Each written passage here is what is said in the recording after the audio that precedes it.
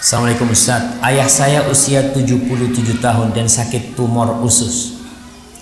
Allahumma shfihi, Allahumma shfi mardana wa mardal muslimin. Kita memohon kepada Allah agar Allah menyembuhkan orang-orang yang sakit di antara kita, bapak ini dan semua keluarga-keluarga kita dari kaum muslimin. Allah sembuhkan mereka. Ayah saya tiada hari tanpa ngomel dan mengeluh tentang sakitnya, juga tentang hal-hal yang lain ini itu. Padahal kami anak-anaknya sudah menasehati agar bersabar. Bahkan saya sering memutar kajian para ustadz Rojak TV dengan volume yang keras, agar ayah saya bisa ikut tersentuh hatinya dan mau berubah, lebih sabar dan menerima takdir. Karena saya takut bila Allah telah mengambil beliau untuk pulang, maka hanguslah semua amalan ibadah ayah saya. Mohon nasihatnya Ustadz kepada saya biar nanti saya sampaikan kepada orang tua. Subhanallah ya.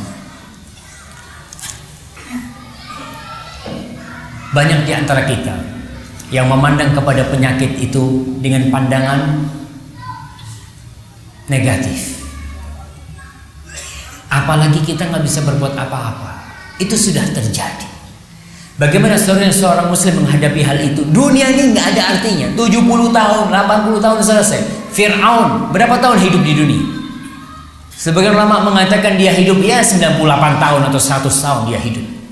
Fir'aun. Kemudian hidup di kuburnya berapa tahun? Ribuan tahun. Dan Allah mengatakan tentang mereka, anna yu'raduna 'alaiha ghuduwan wa 'ashiyya. Tiap hari itu neraka ditampakkan pagi dan sore kepada mereka. Jadi kenikmatan dia di istananya cuma 100 tahun, anggap 200 tahun, ribuan tahun disiksa.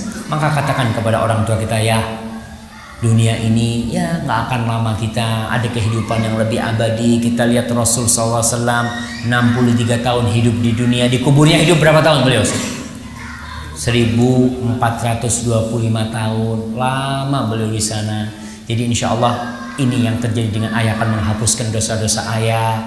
Ayah mengeluh pun ayah nggak akan sembuh. Mintalah kepada Allah Subhanahu Wa Taala. Sampai ada yang mengatakan, Ibnu Hibban Al-Busti dalam kitabnya Al-Adhkiya, dia mengatakan alal aqil alla yaghtam fa innal ghamma la yanfa.